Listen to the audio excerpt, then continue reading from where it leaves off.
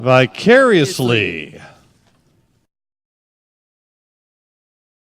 Sid is tied up in a chair. Hugo paces back and forth while Regina watches the door. We can do this the easy way or the hard way. Just tell us where the plans are and you're a free man, Sid. Regina slaps Sid. Talk! All right. I tried living vicariously through my kids. Both of them played sports. My son played baseball. We will kill your son next if you don't talk. And my daughter played softball. Or her. Both of them. To be clear, both kids dead. Both of them are next. You know, in our league, you had T-ball, coach pitch, and kid pitch. You don't seem to understand the gravity of the situation you're in. Okay, so I'm pitching for my son's team. Why won't you play ball with us, huh? Did you really just say that? You're in timeout. And I lob one in there, okay? And bam! I hit a little hemophiliac kid. Knocked him down. You're tougher than you look. I felt bad about it. But he was crowding the plate and had to brush him back. I mean, Sid's not going to be intimidated by some little kid who can't stop crying. Wow. Or bleeding. Damn. Or losing consciousness. You don't respond to threats or violence. Do you think I'm pretty? Yeah, well, years later, I'm pitching for my daughter's team. And I lob one in there underhanded and BAM! Regina ducks. Scared the spit out of me. I hit a little 8-year-old girl right in the face. I like it rough too, Sid. Regina slaps Sid again. All right. The only sound worse than me being slapped by a Regina is the sound of a softball hitting a little 8-year-old girl right in the face. And then the sound of an angry mob of parents chasing you off of a baseball diamond with torches they made out of baseball bats. You're a tough man to crack, Sid. I like that.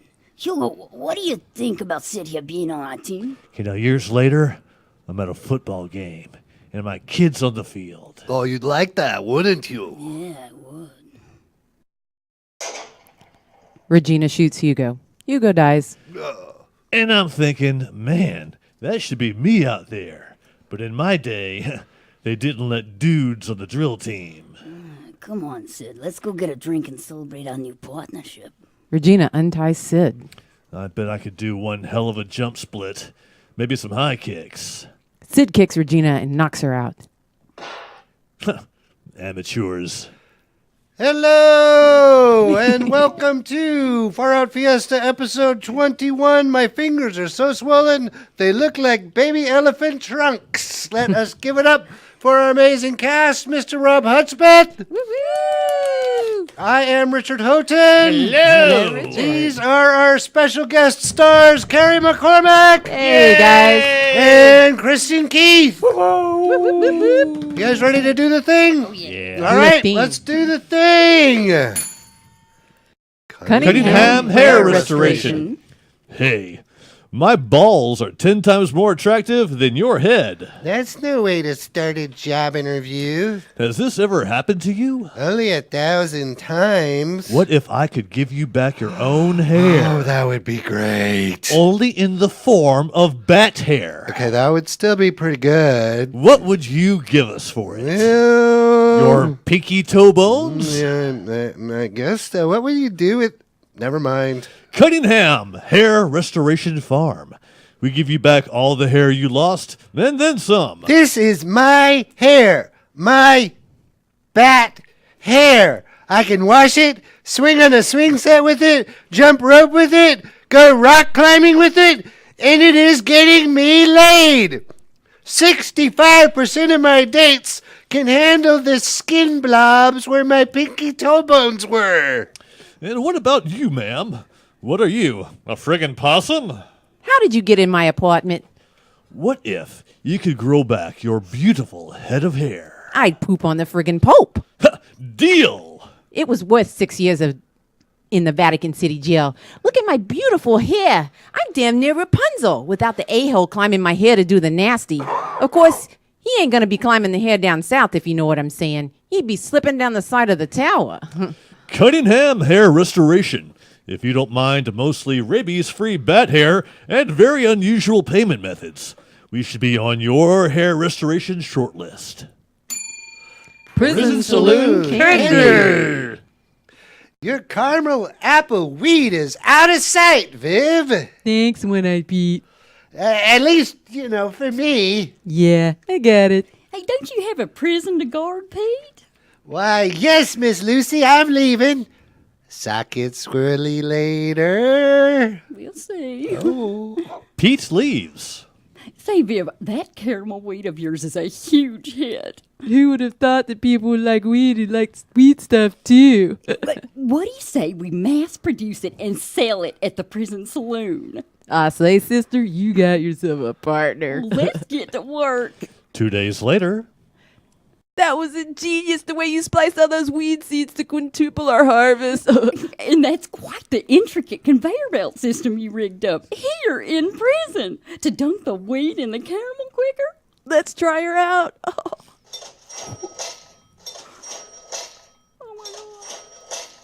That's working great. 11 caramel weed kisses a minute. Let's make it go even faster. It's working.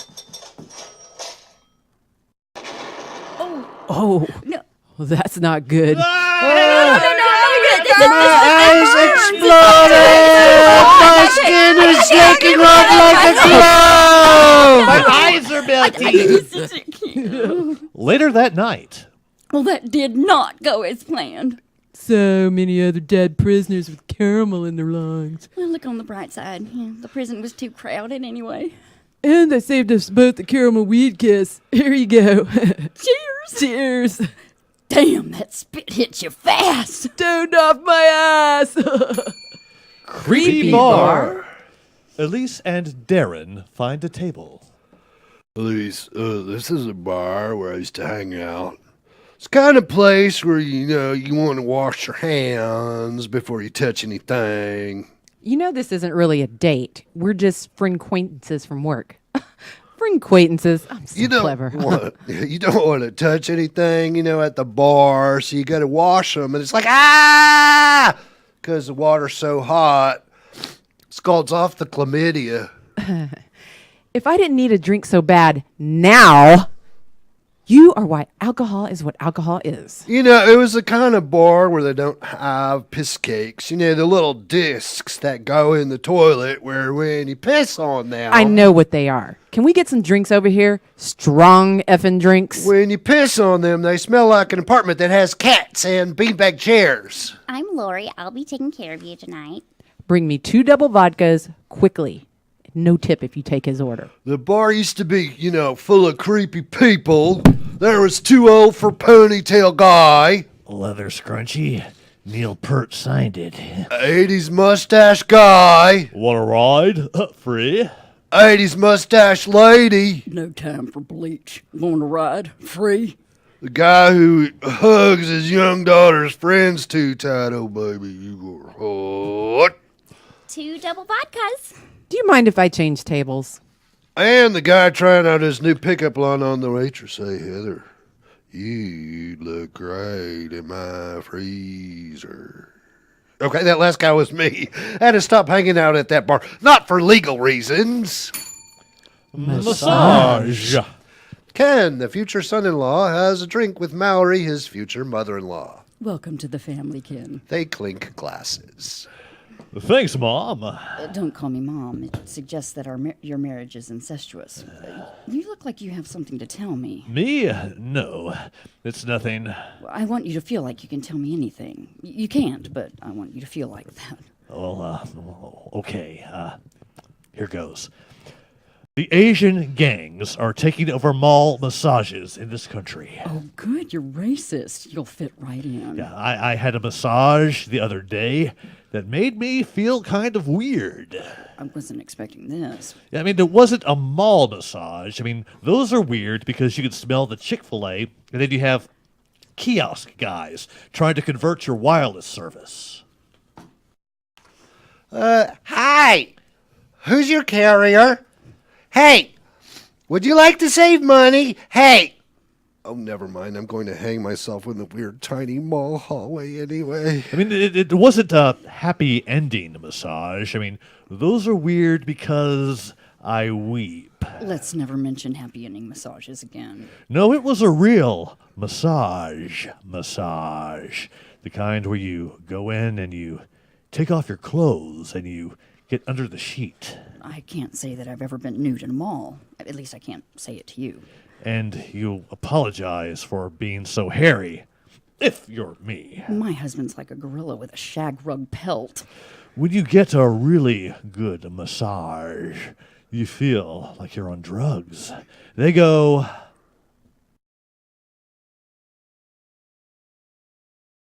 Oh, it's freed the metabolic toxins.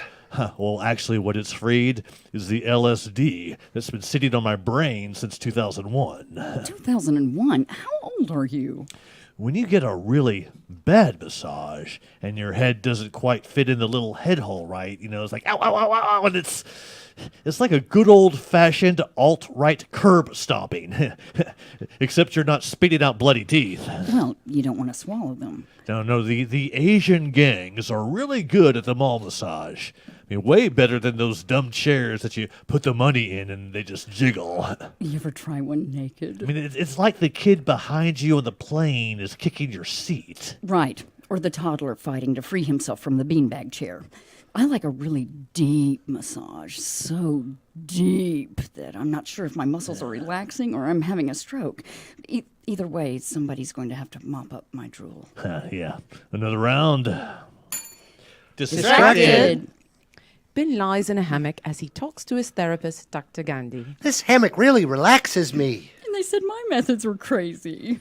Wait, what were we talking about? I get distracted so easily. Oh, me too. But this isn't about me. Go on. Like I'm just trying to go from Plano to Addison and I'll see something shiny. Shiny. And I think, Go on. I used to like that song, Shiny Happy People, and I wonder if I could put it on my iPod. I love acronym bands. Go on.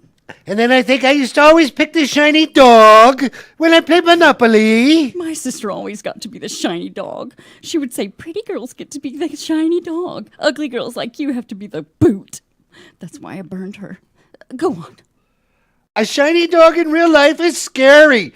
Then I think about The Shining, which was scary. Dad made us watch it when we got home from preschool. Go on. Then I think about Shiner, which is good. And then I think about when I had a Shiner and how I bet nobody tells the truth about how they get their black eyes. I cover mine with lies and makeup. And then I think about Shriners and their fezzes and tiny cars. Yet they are a terrific lay. Go on. And the next thing I know, a Mountie is handing me a cold Canadian lager. He's like, welcome to Canada. Mounties are terrible lays. Go on. And I'm all, thanks for the beer, Mountie, but I was supposed to be at Humperdinck's like 27 hours ago. My wife is going to be so mad at me. And our time is up. Let me help you out of that hammock. Buffet! Devin and Max arrive at the Great Big Super Buffet. I've never been to a buffet for a first date before.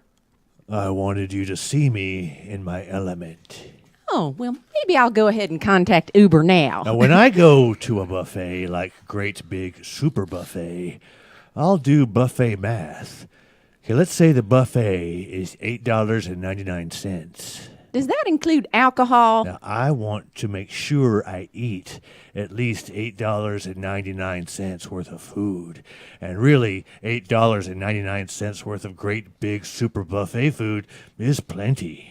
Ew, it smells like untreated open wounds in here. But I'm not stopping there.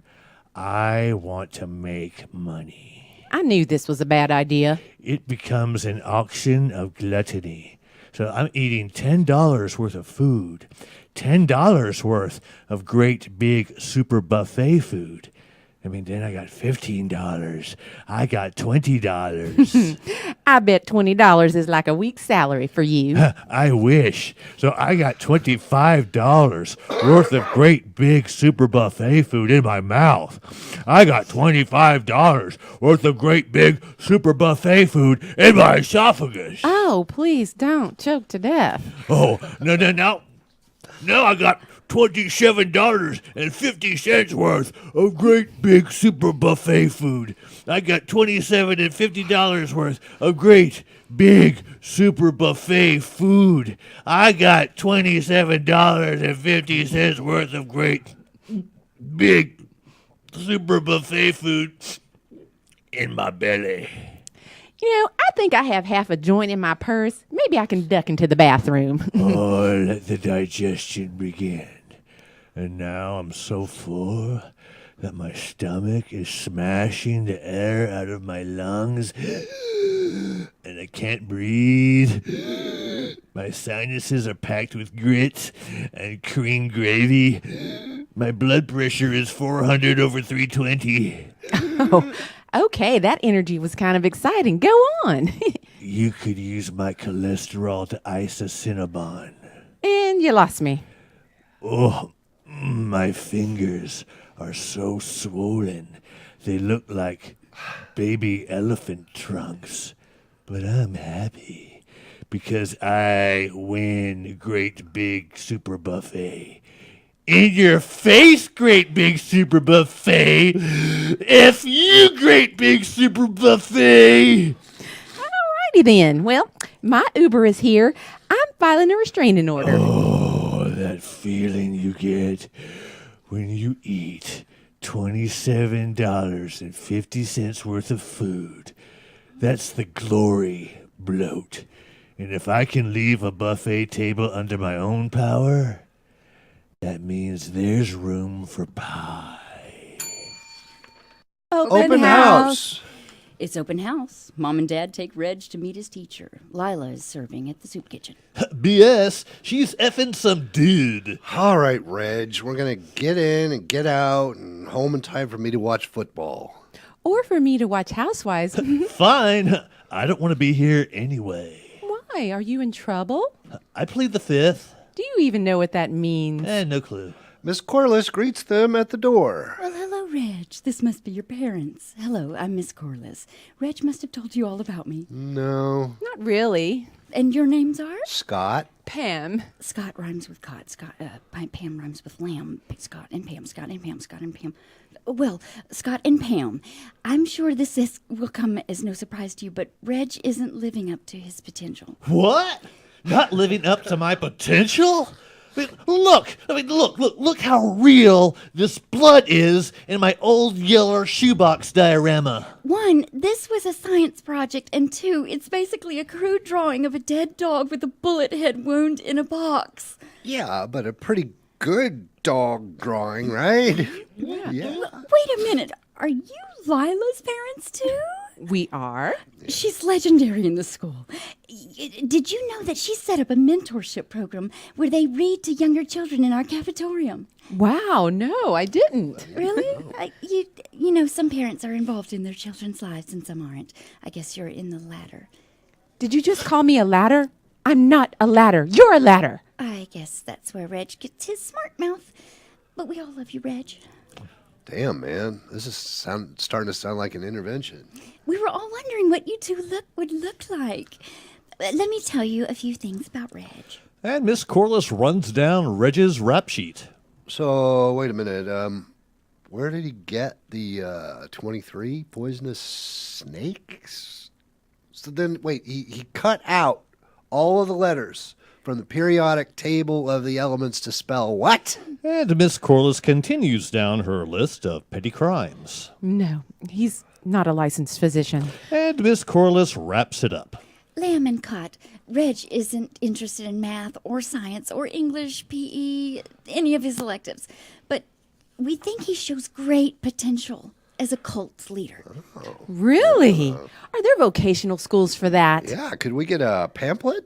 To help him on his career path. I mean, apparently the kid is charismatic and good with poisonous snakes. And individual cutout letter spelling. Right. Cigars! John rides through a car wash with Margaret. They banned smoking in my bar. This is the exciting part, when tires get pulled up onto the track. Not only can you not smoke in the bar, you can't smoke outside the bar. You gotta be 25 feet from the door and get a note from your mom. Dear Bar, please allow little Johnny to smoke his cigars outside of your fine bar. And make sure he doesn't get mixed up with the wrong crowd. You know, ethnic people. 25 feet from the bar seemed kind of strict, but I'll do it 'cause I love smoking cigars that much. You know what I love? Car wash sex. I love the way they smell. I love the way they taste. I love the way they feel in my hand. If you weren't talking about damn cigars, you might be loving the way your junk feels in my hand. I love the challenge of trying to smoke one without turning green. Car wash sex used to be really do it for me. I guess you've ruined that too. Everyone else thinks they stink. I light up a cigar and people start making faces like I'm expressing my anal glands. Dude! Even the dog who roll in dead birds and eat garbage and drink out of the toilet, man, I light up a cigar and he's... Yo, ese. 'Cause he's a cholo. Yo, ese. Take that thing somewhere else, man. I need to go sniff some butt to cleanse my palate. As soon as this car wash is done, I'm heading to that bar right across the street. Cuban communism prevents me from getting the cigars I like in my country. American communism prevents me from smoking cigars anywhere in my country. And I'm gonna find a dude with a nice but dirty car. It's more socially acceptable for me to expose myself than smoke a cigar in public, and women find it slightly less offensive. And I'm gonna bring him back here with a fistful of car wash tokens. Forget the Cubans that I like. I had to go down to Mexico and try to smuggle them back. And we're gonna make such a mess in that car that no amount of detailing will get the stank out. Last time I made it across the border with Cohiba, I was not so lucky with Raul. A fake commercial for Color-Free Extreme. I'm a competitive eater. What do you competitively eat? Ghost peppers and flax. Tons of burn, tons of fiber. Oh, yeah. You don't need no ordinary toilet paper. I'm also an electric eel race car driver. You drive a race car made out of electric eels? No, my race car is watertight and filled with electric eels. That's extreme. You need an extreme toilet paper. Well, my friggin' poops are more acidic than turpentine and make me hemorrhage what looks like toffee. You need Color-Free Extreme, the toilet tissue for people who don't mess around. Get it? I'm Betty Buffet. I like to go to buffets right before closing time when the steamer trays are clotting. I'm the one who finishes the last of that whipped fruit pudding crap and washes it down with a tea glass of gravy. I'm guessing you need some kind of mini toilet strapped to your ass at all times. Do you see a mini toilet strapped to my ass? Well, Shut up. I eat buffets for every meal. It's not slimming, but when I reach for the toilet paper, I need it to practically be a reserve fire hose. Color-Free Extreme, the toilet tissue for people who don't mess around. I'm an easily scared man in the alligator forest. Shut up! We don't have time for you. Color-Free Extreme, the toilet tissue for people who don't mess around. The single marshal. Gold. Hey, a single marshal lies in the desert. She is thirsty and dying. The owner approaches her quietly. She takes out her canteen. Drink. The single marshal slurps the water. Not all of it. Damn. So thirsty. I don't have strength to fight you. You may have my scalp. What the heck would I want with your scalp? It's flaky anyway. Just because I'm Cherokee doesn't mean I collect people's hair. Damn. Have you seen my horse? I didn't steal your damn...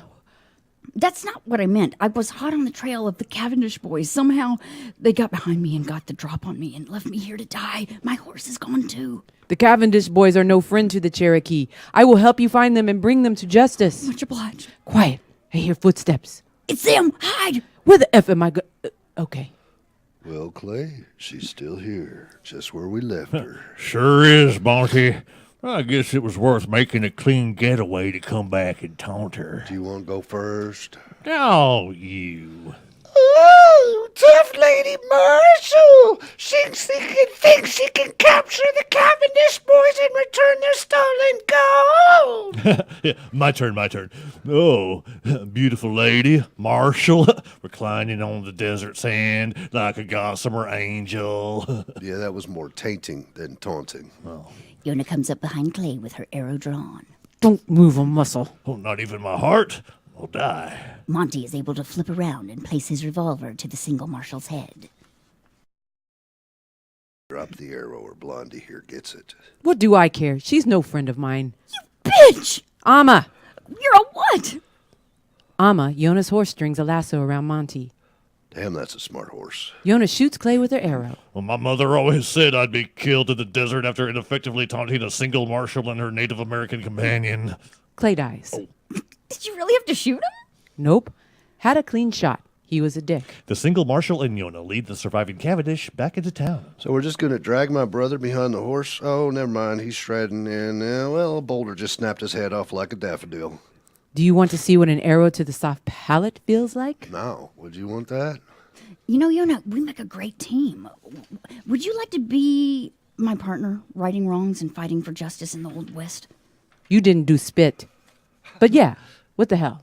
I've always doubted my sexuality. Wait, what? And that is going to do it for us. That is episode 21. My fingers are swollen, look like baby elephant trunks. Yay! Please plug something, Kerry. Plug something. That's what they all say. Kerry McCormick, I will be appearing in I Can Only Imagine, spring 2018, starring Dennis Quaid, Cloris Leachman, and Trace Adkins. Cool. Special guest star Kristin Keith. Kristin, what you got? Well, all the projects that I've been in recently are completed, and I'm about to start on new ones. And Mr. Robb Hudspeth. Look for me on the television machine. I'll be there. And coming in April time frame, look for Yoga Garage. Thank you very much. Drive safe. Good night.